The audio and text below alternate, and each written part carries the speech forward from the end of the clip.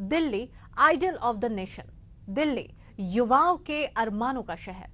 और यही दिल्ली है जहां 3 मासूम जो आईएएस अफसर बनने का सपना संजोकर अपने माता पिता को भरोसा दिलाकर किशोरावस्था की अटखेलियों को दरकिनार कर पूरी तल्लीनता से अपने अरमानों को पंख लगाने जी तोड़ मेहनत कर रहे थे, वे कोचिंग संचालन की लोभी व्यवस्था की भेंट चढ़ गए।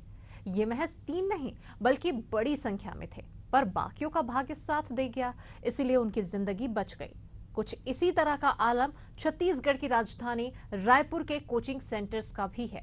तय मानकों को धता बताकर रायपुर में दर्जनों ऐसे तमाम कोचिंग सेंटर्स धड़ल्ले से संचालित हो रहे हैं जो छात्र छात्राओं से फीस के नाम पर लाखों की वसूली करते हैं, पर सुविधा के नाम पर चौथाई हिस्सा भी पूरा नहीं करते।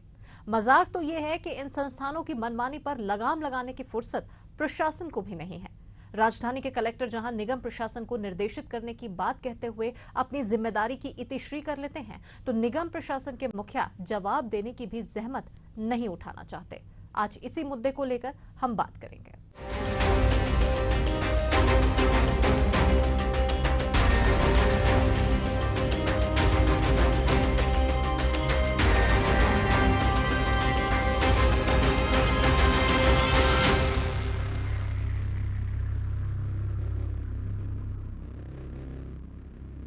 प्राथमिक शिक्षा का स्तर छत्तीसगढ़ में भले ही कमजोर क्यों ना हो, 10वीं और 12वीं के परीक्षा पास छात्र छात्राएं स्नातक की डिग्री करने क्यों ना कॉलेज पहुंच चुके हों, भले ही अपनी मातृभाषा का उन्हें सही ज्ञान ना हो, पर PSC, UPSC, SSC, NEET, JEE, IIT, railway, UGC, Vyapam समेत तमाम अन्य प्रतियोगी परीक्षाओं की तैयारी के लिए कोचिंग संस्थानों की तरफ दौड़ लगाने में पीछे नहीं है।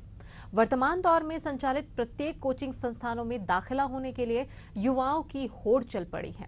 इसका पूरा फायदा केवल नामी कोचिंग संस्थान ही नहीं बल्कि भीड़ में अचानक खड़े होने वाले संस्थान भी उठाने लगे हैं।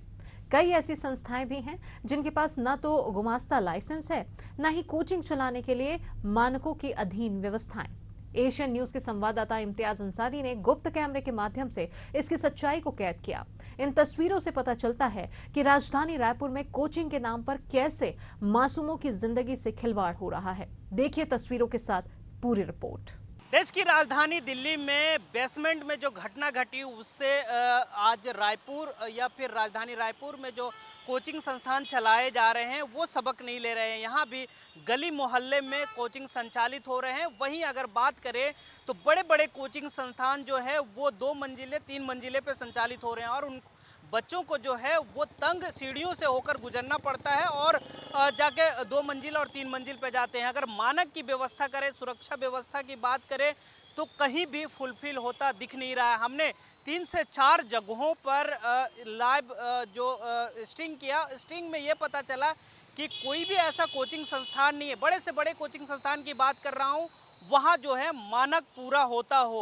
हालांकि कुछ संस्थानों में कुछ मानक हैं जैसे फायर एग्जिट हो या फिर अग्निशामन यंत्र हो, लेकिन कई जगहों पर ऐसी व्यवस्था नहीं देखने को मिली है।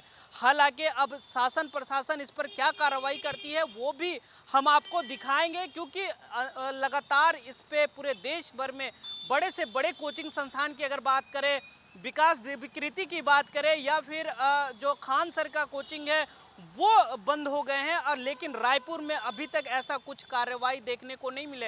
जब शासन प्रशासन के लोगों से बात करने की कोशिश की तो उन्होंने कहा कि आदेश कर दिया गया है, अब देखना यह होगा कि वो आदेश का पालन कब होता है, या शासन प्रशासन अभी हाथ पे हाथ धरे रहते हैं, जब कोई अनहोनी होगा उसके बाद कार्रवाई करेंगे।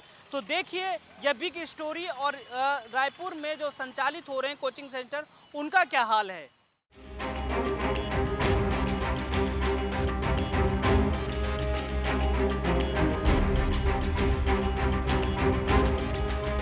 गुप्त कैमरे में कैद तस्वीरें राजधानी रायपुर में संचालित होने वाले उन कोचिंग संस्थानों की हकीकत को बयां करती हैं जिनका उद्देश्य केवल उगाही करना है। तंग गलीनुमा सीढ़ियां जहां गलती से हल्की भगदड़ की भी स्थिति बन जाए तो इंसान तो दूर, कुछ ही समय में चित्कार भी बाहर नहीं आ पाएंगे। लेकिन इस बात की गंभीरता को न तो कोचिंग संचालक समझना चाहते हैं, न ही राजधानी के प्रशासन की बागडोर संभालने वाले अफसर। रायपुर की बात करें तो ये शहर अविभाजित मध्य प्रदेश के समय से समृद्ध रहा है। राजधानी बनने के बाद इसकी समृद्धि में विस्तार होता चला गया। प्रदेश की राजनीति के लिहाज से यह केंद्र बिंदु है, तो व्यापार के नजरिए से ये हार्ट ऑफ द स्टेट कहलाता है। पर बीते एक दशक के भीतर राजधानी में कोचिंग इंडस्ट्री ने जिस तेजी के साथ पैर पसारा है, बेहद गौर करने वाला विषय है। यहाँ पर समझने वाली बात यह है कि कोचिंग संस्थान की जगह इंडस्ट्री कहने का तात्पर्य है क्या, क्यों इंडस्ट्री कहा जा रहा है? तो इसका जवाब ये है कि सरकारी हो या फिर गैर सरकारी संस्थान, हर जगह नौकरी के लिए प्रतियोगी परीक्षाओं में सफल होने वाले अभ्यर्थियों को प्राथमिकता दी जा रही है। इसका सीधा असर ये हो रहा है कि ज्यादातर युवा प्रतियोगी परीक्षाओं में सफलता पाने की चाहत लेकर कोचिंग संस्थानों की तरफ दौड़ लगाने लगे हैं। बाजार में जिनका नाम चल चुका है, ऐसी जगहों पर स्थिति ओवरलोड की है, फिर भी दाखिला दिया जा रहा है। वहीं युवाओं की बढ़ती तादाद को देखते हुए कोचिंग संस्थानों की भी मानो बाढ़ सी आ गई है। दशक भर पहले तक गिनती की कोचिंग राजधानी रायपुर में संचालित हुआ करती थी, तो कोचिंग क्लासेस जाने वालों की तादाद भी काफी कम थी। तब केवल संपन्न घराने के लोग ही अपने बच्चों को कोचिंग में दाखिल कराया करते थे, उनमें भी वही जिनके बच्चे पढ़ाई में काफी कमजोर होते थे। लेकिन आज के समय में संपन्नता का मापदंड समाप्त हो चुका है। कर्ज में डूबकर भी लोग बच्चों को कोचिंग भेज रहे हैं ताकि उनका भविष्य संवर सके। पर हकीकत यही है कि अपने बच्चों के भविष्य का सुनहरा सपना संजोए परिजन इस बात से बेखबर हैं कि उनके बच्चे जिन कोचिंग संस्थानों में अपने कल को बेहतर बनाने का ख्वाब लेकर पहुंच रहे हैं, दरअसल अपने आप में अनजान मौत की डगर है। यह केवल दिखाने वाला डर नहीं है, बल्कि दिल्ली के मुखर्जी नगर की तंग गलियों में संचालित होने वाले कोचिंग सेंटर्स की तर्ज पर ही संचालित हो रही है, जहां युवाओं की भीड़ तो बढ़ती जा रही है, पर उनकी सुरक्षा को लेकर किसी तरह की गंभीरता नहीं बढ़ती जा रही है। अमूमन कॉर्पोरेट बिल्डिंग बनाने से पहले ही सुरक्षा संबंधित विषयों पर सबसे पहले ध्यान दिया जाता है। मसलन यदि बिल्डिंग के किसी हिस्से पर किन्हीं कारणों से आगजनी की घटना हो जाए, तो मौजूद लोगों को सुरक्षित किस तरह से बाहर निकाला जाएगा। भगदड़ की आशंकाओं को देखते हुए निकासी के अलग अलग रास्ते किस हिसाब से बनाए जाएंगे, जिस हिस्से में आग लगी है वहां पर आग और न भड़के, इसके लिए किस तरह के इंतजाम होने चाहिए। लेकिन राजधानी में संचालित ज्यादातर कोचिंग संस्थानों में इस बात का जरा भी ख्याल नहीं रखा गया है। न ही अप्रत्याशित दुर्घटनाओं के दौरान प्रशिक्षित लोगों की मौजूदगी सुनिश्चित की गई है, जबकि किसी भी कॉम्पैक्ट बिल्डिंग में इन व्यवस्थाओं का होना बेहद जरूरी होता है। तो राजधानी रायपुर में एक दशक पहले कोचिंग संस्थानों का प्रचलन नहीं था, लेकिन इन 10 सालों में कोचिंग संस्थानों का प्रचलन बढ़ा है और धीरे धीरे एक और जहां कोचिंग संस्थान खुल रहे हैं, वही छात्र और अभ्यर्थी कोचिंग की ओर जा रहे हैं। क्योंकि आजकल छात्रों को लगता है या अभ्यर्थियों को लगता है कि बिना कोचिंग का उनकी तैयारी नहीं हो पाएगी, और इसी के ताक में कोचिंग संस्थान के लोग हैं, और जो कोचिंग संस्थान वाले हैं वो तुरंत छात्रों को लपकने के लिए हर तरह का हटकंपे अपना रहे हैं, तरह तरह का उनको ऑफर दिया जाता है, और लगातार जो छात्र हैं या अभ्यर्थी हैं वो कोचिंग की ओर जा रहे हैं और अपना कहीं ना कहीं तैयारी करने का प्रयास करेंगे। इसी का ताक में आजकल जो कोचिंग संस्थान है वो पूरे पनप रहे हैं, और अधिक से अधिक जो रायपुर में कोचिंग संस्थान, चाहे वो गली मोहल्ले में हो या बड़ी बिल्डिंगें में हो, कहीं ना कहीं इसी को लेकर ये जो कोचिंग है वो पनप रहे हैं। और छात्र भी क्या करें, छात्र भी इनके झांसे में आते हैं और जाके कोचिंगों में पढ़ रहे हैं। अब देखना यह होगा कि इन कोचिंगों पर किस तरीके से अंकुश लगता है और शासन प्रशासन का शिकंजा इन पे चलता है। देखिए, ये है आकाश कोचिंग, एक तंग गली नुमा सीढ़ी, यहीं से चढ़ते हैं छात्र छात्राएं। नीचे उतरने का भी यही है एकमात्र रास्ता। रायपुर के कोटा में संचालित है यह कोचिंग संस्थान। इसका प्रवेश और निकासी का है केवल एक ही रास्ता। फायर फाइटिंग के लिए की गई थी एक बार व्यवस्था, सालों गुजर गए पर नहीं दिया गया बदलने पर ध्यान। अग्निशमन के लिए पाइप तो लगाया गया, पर रिश्ते पाइप की मरम्मत पर नहीं ध्यान गया। फिर कैसे आएगा आग बुझाने के लिए फोर्स? यह है दिल्ली IAS एकेडमी। दोपहिया वाहन शोरूम के ऊपरी माले में होता है संचालन। छात्र छात्राओं की जिंदगी से ऐसे हो रहा है खिलवाड़। मतलब हम लोग की शायद ये ज़रूरी है, तो हम लोग इसमें मतलब आए हैं। और मतलब कोचिंग संस्थान से हम लोग कुछ बोल नहीं सकते, बस इनसे रिक्वेस्ट है कि एक फायर एग्जिट, भीड़ को थोड़ा मैनेज किया जाए, ये सब हो सकते हैं। और ये हम लोग की है कि हम ही लोग पढ़ने आए हैं, तो इसमें उसमें दो मत की बात नहीं। हाँ प्रशासन का प्रशासन का तो इसमें इसमें मतलब भागीदारी ज़रूरी है, और ठीक ही है। हाँ, पर ये कि सेफ्टी स्टैंडर्ड्स को सबको कंसिडर करके चलना चाहिए। और मेन बात यहाँ उतने पॉपुलेशन भी नहीं है जितना आप देखोगे, जैसे कि बिलासपुर हो गया, वो मेन सेंटर है पीएससी का, यहाँ उतना नहीं है। मतलब स्टूडेंट उतने रहते हैं पर उतने नहीं है यहाँ, तो ठीक है एक बार बोलोगे तो। हाँ, पर ये कि सेफ्टी मेजर्स को कंसिडर करके हम लोग को चलना चाहिए। जैसे फायर एग्जिट होना चाहिए, जैसे कि अब दिल्ली में जैसे हुआ वाटर लॉगिंग का, जैसे बेसमेंट में पढ़ा रहे हैं। खैर यहाँ रायपुर में तो फिलहाल ऐसा मैं कोई देखा नहीं हो जहाँ पर ऐसे बेसमेंट में पढ़ा रहे हैं, तो फिलहाल कंसिडर करना चाहिए। हाँ, इसमें तो स्ट्रिक्ट एक्शन लेना चाहिए। जैसे कि वहाँ दिल्ली जो म्यूनिसिपल कॉर्पोरेशन है उसका एक स्टैंडर्ड रहता है कि आपका फायर एग्जिट होना चाहिए, आपका फायर एक्सटिंग्विशर होना चाहिए, कम से कम मिनिमम 2 एग्जिट होने चाहिए। ये सबको प्रशासन को ध्यान दे के गाइडलाइन बनानी चाहिए जितने भी इंस्टीट्यूशन है उसके लिए, ताकि ये दुर्घटना ना हो। सबसे पहले तो शासन को पहले उनके मानक तैयार करने चाहिए कि कोचिंग सेंटर को क्या और क्या नहीं करना चाहिए, और उस हिसाब से पहले उनको एक्शन उठाना चाहिए। और यहाँ कोई मानक ही नहीं है और जाके एक्शन उठाना ये भी गलत है। आप एक मानक तैयार कीजिए ताकि कोचिंग सेंटर को अप्लाई कर सकें, और आप जाके चेक करिए पहले कि वो फुलफिल कर रहे हैं या नहीं। वही चीज़ तो बोल रहे हैं कि पहले प्रशासन को देखना चाहिए कि हम सही कार्य कर रहे हैं नहीं, या हम दोष किसी पे थोप नहीं सकते। अगर हम जाके देख रहे हैं कि अगर कुछ घटना होती है तब प्रशासन आँख बंद करके रहती है और उसके बाद बोलती है कि यही जिम्मेदार है। जिम्मेदार सिर्फ कोचिंग सेंटर नहीं होते, तो इन सब चीज़ों को देखना नहीं हो रहा। शिक्षा को तो देख सके कि मतलब उनको एक करिकुलम सेट करना चाहिए कि हमको कितना पढ़ाना है बच्चों को, जिस तरह उन लोग फीस ज़्यादा ले लेते हैं, लेकिन उस हिसाब से यहाँ माहौल इतना नहीं है कि उन लोग उतना आउटपुट दे पाएँ। तो उसको आउटपुट देने के लिए प्रॉपर सिलेबस के अकॉर्डिंग क्या डिमांड है, उसको एक प्रॉपर सिलेबस बना के इनको मतलब इस बच्चों को पढ़ाना चाहिए। नहीं, मानक तो ये पूरी तरीके से पूरा नहीं कर पा रहे हैं, अभी भी जो फायर एग्जिट की थोड़ी कमी है, लेकिन यहाँ स्टूडेंट कम है तो उतना दिक्कत नहीं हो रहा है। लेकिन स्टूडेंट धीरे धीरे जो बढ़ते जा रहे हैं, तो इससे क्या मानक को पूरा करना ज़रूरी है। एग्जिट थोड़ा प्रॉपर होना ही चाहिए। अभी तो अब जैसे पॉपुलेशन बढ़ते आ रहा है तो छात्र भी बढ़ते जा रहे हैं, तो फिर कोचिंग की भी ज़रूरत पड़ी कि नहीं कोचिंग खुलनी चाहिए। कुछ कोचिंग क्या है पूरी तरीके पूरा नहीं कर पा रहे हैं पहले, तो कुछ नए लोग अपना कोचिंग खोलते जा रहे हैं व्यवसाय बनाने के लिए।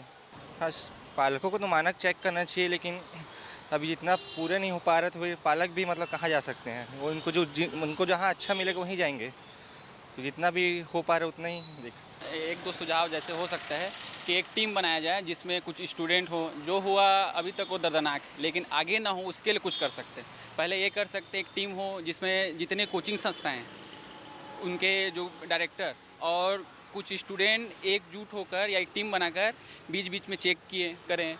जब कोचिंग में एडमिशन हो तो उस समय ये सब चीज़ बताया जाए कि हमारे यहाँ ये है, और उस समय पेरेंट्स और स्टूडेंट मिल के सब डिसाइड करें, देख लें। उसके बाद ये सब चीज़ 2-3 सुझाव हम लोग कर सकते हैं। हाँ, प्रशासन है, लेकिन अब हम लोग जब एक्टिवेट होंगे तो ही प्रशासन हाथ में आएगी। अब हम लोग जो चीज़ देख रहे हैं अब प्रशासन के हाथ में ही नहीं छोड़ सकते। अपनी भी जिम्मेदारी, हम भी स्टूडेंट हैं, युवा हैं, तो एक चीज़ कर सकते हैं, मुद्दा बात उठा सकते हैं। राजधानी में प्रतियोगी परीक्षाओं की तैयारियों के लिए संचालित कोचिंग संस्थानों के साथ ही प्राइमरी से लेकर हायर सेकेंडरी के बच्चों के लिए भी ट्यूशन क्लासेस इन्हीं बिल्डिंग्स में संचालित की जाती है। अनहोनी के दौरान छोटे बच्चों की सुरक्षा को लेकर किसी तरह की व्यवस्था का न होना उनकी जिंदगी से खिलवाड़ नहीं तो और क्या है, लेकिन संचालकों को इस बात से जैसे कोई मतलब ही नहीं है। चौंकाने वाली हकीकत ये है कि परिजनों का भी ध्यान इस ओर नहीं जाता, जिसकी वजह से कोचिंग संचालकों की मनमानी पर लगाम नहीं लग पा रहा है।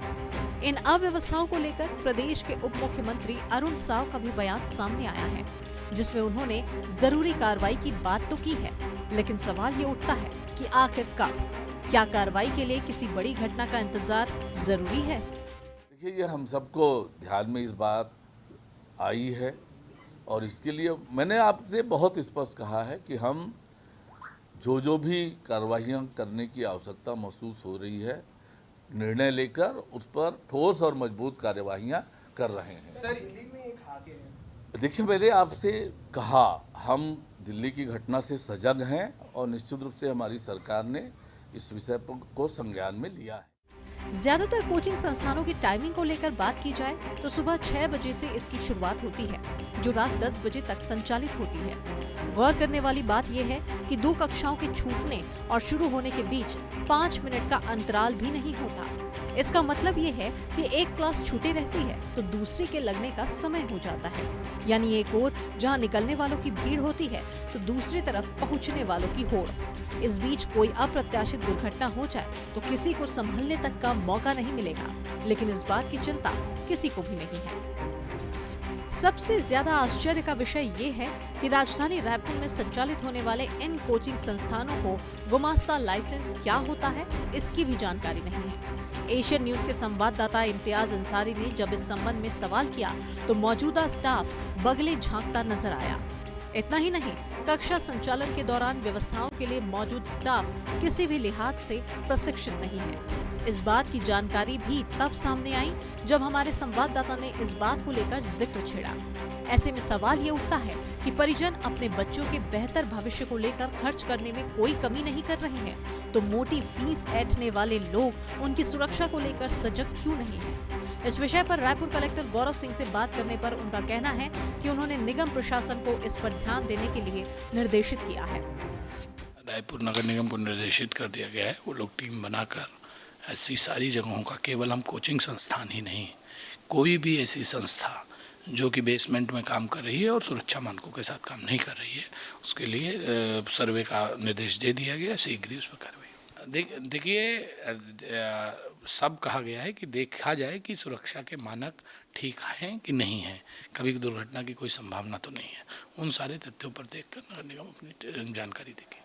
राजधानी में संचालित इन कोचिंग संस्थानों में 2, 4, 8, 10 छात्र छात्राएं मात्र ही नहीं, बल्कि इनकी संख्या हजारों में है। एक कोचिंग संस्थानों में प्रतिदिन 10 से 12 क्लासेस हो रही हैं। ये तो केवल प्रतियोगी परीक्षाओं के लिए तैयारी करने वालों की ही संख्या है, लेकिन इसके अलावा कक्षा 4वीं से 10वीं तक की कक्षाएं, फिर 11वीं और 12वीं के लिए अलग कक्षाएं भी इन्हीं संस्थानों में संचालित होती है। कुल मिलाकर देखा जाए तो सुबह से रात तक लगातार भीड़ बनी रहती है। इतने के बाद भी बड़ी दुर्घटना का इंतजार कितना लाजमी है, समझने की जरूरत है, जिसे जानने के लिए निगम आयुक्त अविनाश मिश्रा से बात करने की पूरी कोशिश की गई, लेकिन निगम आयुक्त ने मामले को लेकर जवाब देने से पहले ही पल्ला झाड़ दिया। ऐसे में एशियन न्यूज संवाददाता ने राजधानी में संचालित दिल्ली IAS एकेडमी के संचालक से चर्चा की। देखिए क्या कहते हैं नवनीत सिंह राठौर। मैं अभी कॉलेज में हूँ, लेकिन मैं भी कोचिंग किया हुआ हूँ। मेरे को उतनी अच्छी नहीं लगती, क्योंकि इंडिया में क्या है कि बस आजकल क्या हो गया, एजुकेशन हो गया है, बस पैसे के लिए खाली लोग ऐसे करते हैं कि एक ही बैच में 100 लोग 200 लोग घुसा दे रहे हैं। मेरे को नहीं पसंद आता ये।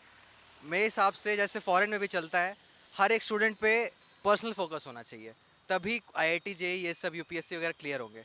अगर आप इसको पैसे के जैसे देखोगे, फिर पैसा बिजनेस है, बिजनेस नहीं है पढ़ाई। मेरे हिसाब से education is not a business. मेरे को नहीं लगता ये होना चाहिए। और आजकल के देख रहा हूँ मैं कि हर जगह 5 कोचिंग 6 कोचिंग, हर लाइन में 15 कोचिंग खाली बिजनेस हो गया। बिल्कुल मेरे को बिल्कुल पसंद नहीं। मेरे को लगता है कि ऑनलाइन वाले भी आजकल सीन चल रहे हैं, उससे भी 1500 और बच्चे ऐड कर लेते हैं। मेरे को लगता है कि कुछ ही बच्चे होने चाहिए और सारे टीचरों को पर्सनलाइज कोचिंग देनी चाहिए। अभी ऐसे आप बोल रहे थे दिल्ली का जो कांड हुआ बेसमेंट वाला, वहाँ फैसिलिटी अच्छी नहीं होगी और जब एग्जिट प्लान अच्छा नहीं होगा तभी वहाँ बच्चे रह गए और क्या हुआ, वो डूब गए बेचारे हैं। मेरे हिसाब से सारी फैसिलिटीज़ रहनी चाहिए, अच्छी खासी, बहुत अच्छी फैसिलिटीज़ रहनी चाहिए। एजुकेशन पे ज़्यादा ध्यान देना चाहिए, ना कि स्टूडेंट्स को घपोतने के अंदर रखने का। मेरे हिसाब से तो ये होना चाहिए। दिल्ली IAS एकेडमी से हैं और हमारा उद्देश्य एक अच्छा नागरिक समाज के लिए सेवा करने वाला बना के समाज को समर्पित करना है। तो जैसा कि अभी दिल्ली में जो घटना हुई है वो हम सब के लिए एक बहुत ही दुखद घटना है और हम लोग के लिए चिंतनीय भी है कि एकेडमी को अगर कोई कमर्शियली सोच रहा है तो उसके साथ में उनको एक नैतिक जवाबदारी बनती है। नैतिक जवाबदारी उनको लेनी भी चाहिए, उठानी भी चाहिए। इसमें सुरक्षा के पूरे मापदंड, ऐसा नहीं कि फायर के लिए जो नियम है उस नियम के तहत हमने एक दिखाने के लिए कुछ बना दिया, इससे बस नहीं होता है। एक नैतिक जवाबदारी बनती है। मैंने फायर फाइटिंग, हमारी बिल्डिंग में अगर मैं बात करूं तो हमारा बिल्डिंग फायर फाइटिंग के सभी मानक को स्पष्ट रूप से लगाया भी है और उसकी बीच बीच में इंस्पेक्शन भी होती है। और उसके साथ ही साथ सुरक्षा के जो अन्य दृष्टिकोण होते हैं, जिसमें हम बच्चों को ऐसा कोई घटना हो तो पैनिक ना हो, उसके लिए हम मॉक ड्रिल करते हैं। पूरे स्टूडेंट्स को मॉक ड्रिल कराते हैं कि इस तरह का अगर कोई इंसिडेंट होता है तो क्या होता है कि घटना में कम लोग मरते हैं, भगदड़ में पैनिक होने के कारण ज़्यादा लोग जाते हैं। तो इस तरह की जो चीज़ें होती है वो छात्रों को पैनिक होने से कैसे बचा जाए, इसका एक अभ्यास कराना। फायर एक्सटिंग्विशर हैं, हाइड्रेंट सिस्टम है, इनको किस तरह से उपयोग किया जाता है, ये सब चीज़ों को बीच बीच में बच्चों को, क्योंकि बच्चे 6 महीने 10 महीने और 12 महीने के कोर्स के लिए आते हैं, तो उनको हर 4 महीने 6 महीने में एक बार ये मॉक ड्रिल कराना अत्यावश्यक है और ये सभी एकेडमी को करानी चाहिए। प्रदेश की राजधानी रायपुर में कॉरपोरेट कल्चर आज का विषय नहीं है, वहीं आए दिन किसी न किसी तरह की दुर्घटनाएं होती ही रहती है। इतने के बावजूद देश और प्रदेश के युवाओं की जिंदगी से खिलवाड़ का सिलसिला धड़ल्ले से जारी है। दिल्ली की कोचिंग संस्था में हुए हादसे और 3 छात्रों की जान जाने के बावजूद भी सबक की तरह न देखना किसी बड़ी अनहोनी को न्योता देने की तरह ही है, जबकि सही मायने में शासन और प्रशासन को इस ओर ध्यान देने और तल्खी बरतने की जरूरत है। पर जिस तरह से इस पूरे मामले को हल्केपन में लिया जा रहा है, यह बेहद चिंतनीय है। तो राजधानी रायपुर में जिस तरीके से धड़ल्ले से कोचिंग संस्थान चल रहे हैं, उसको लेकर हमने तमाम अधिकारियों से और मंत्रियों से बात करने की कोशिश की और उनका क्या कहना है ये तो आपने सुन लिया। आगे देखना यह होगा कि किस तरीके से ये कोचिंग संस्थानों पे कार्रवाई होती है और जो मानक हैं वो कहीं ना कहीं लागू हो पाता है, क्योंकि इससे बच्चे कहीं ना कहीं प्रभावित हो रहे हैं और आगे कोई बड़ा अनहोनी ना हो, इसको लेकर हमने सतर्क करने का काम किया है। कैमरा पर्सन पंकज साहू के साथ इम्तियाज, एशियन न्यूज, रायपुर।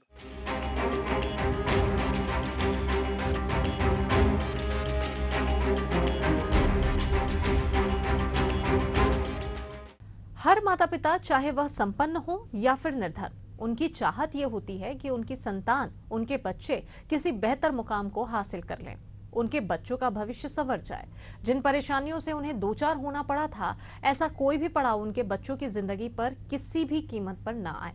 इसीलिए वे अपने हिस्से की खुशियों को भी अपने बच्चों के आने वाले कल के पीछे न्यौछावर करने से परहेज नहीं करते। पर कई बार अनजाने में बच्चों की जिद या फिर उनके खुद के फैसले उनके दिल के टुकड़ों के लिए मुसीबत का पैगाम बन जाया करते हैं।